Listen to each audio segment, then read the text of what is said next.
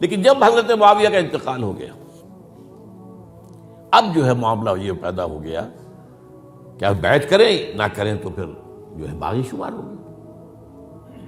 عبد الرحمن ابن ابو بکر رضی اللہ تعالی عنہما وہ فوت ہو چکے تھے، اب 4 رہ گئے تھے، عبداللہ ابن عمر، عبداللہ ابن عباس، یہ دونوں تھے جو عمر میں بڑے تھے، عبداللہ ابن زبیر اور حسین ابن علی رضی اللہ تعالی عنہ۔ ان چاروں نے کہا کہ کام غلط ہوا ہے یہ، لیکن اس کے بعد ایک تفریق ہو گئی۔ یہ جو دونوں بزرگ تر تھے، حضرت عبداللہ ابن عمر، عبداللہ ابن عباس، ان دونوں نے کہا کام تو غلط ہے لیکن ایسا نہیں ہے جس کی بنا پر خونریزی کرائی جائے، مسلمانوں کا خون بہے، بغاوت کی جائے، ایسا نہیں۔ مطلب یہ کہ اس کے اندر مصلحت کا تقاضا یہ ہے کہ اس وقت جو ہے اس کو تسلیم کر لیا جائے۔ لیکن یہ جو دو نوجوان تھے، ان کے اندر، نوجوان نہیں کہ وہ جوان تھے ماشاءاللہ، لیکن یہ کہ جوش زیادہ تھا، یہ اڑ گئے کہ نہیں، ہم اس غلطی کو اب نہیں چلنے دیں گے۔ حضرت عبداللہ ابن زبیر اور حسین ابن علی رضی اللہ تعالیٰ عنہ۔ اب دیکھیے اصل فیصلہ کن بات کیا ہوئی، ان دونوں حضرات میں ایک اختلاف ہو گیا۔ حضرت عبداللہ ابن زبیر کا کہنا یہ تھا کہ یہیں مقیم رہیے مکے میں، اور یہیں سے جو ریزسٹنس موومنٹ ہے وہ شروع کی جائے بنو امیہ کی حکومت کے خلاف۔ ادھر سے کوفیوں کے خطوط چلے آ رہے تھے حضرت حسین رضی اللہ تعالیٰ عنہ، آپ آئیے، ہم آپ سے بیعت کریں گے۔ حضرت حسین نے اپنے بھائی، چچا داد بھائی مسلم بن عقیل کو بھیجا، ان کے ہاتھ پر 10-12 ہزار کوفیوں نے بیعت کر دی حضرت حسین کے لیے، اور ان کے خطوط کے جو ہے وہ تو پورے کے پورے تھیلے تھے حضرت حسین کے پاس۔ اس سے پھر حضرت حسین نے سفر کیا۔ ادھر یہ ہوا کہ یزید کی طرف سے عبید اللہ ابن زیاد جو ہے گورنر بن کر آیا، اس نے جو تشدد کیا کوفیوں پر، سب نے بیعت توڑ دی،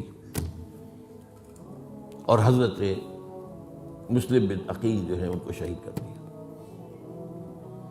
یہ خبر پہنچی ہے حضرت حسین کو، آپ ابھی درمیان میں تھے سفر کے، آپ نے مناسب سمجھا کہ میں واپس لوٹ جاؤں، لیکن حضرت مسلم بن عقیل کے بیٹے کھڑے ہو گئے کہ اب ہم قصاص لیے، ہمارا باپ شہید کیا گیا، قصاص لیے بغیر تو نہیں جائیں گے۔ اب یہ مروت کے خلاف تھا حضرت حسین کی کہ وہ ان کو چھوڑ دیتے۔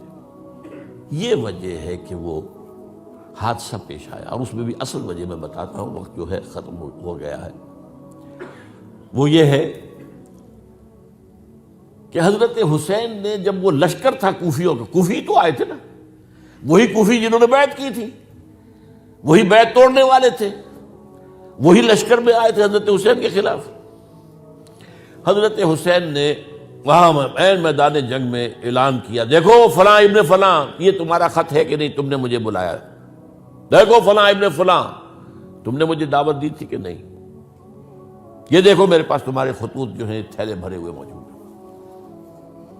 اب انہیں اندیشہ یہ ہوا کہ اگر حضرت حسین کو کسی طرح بھی یزید تک پہنچ جانے دیا گیا تو ہمارا جو ہے بانڈا پھوٹ جائے گا، پھر ہماری خیر نہیں۔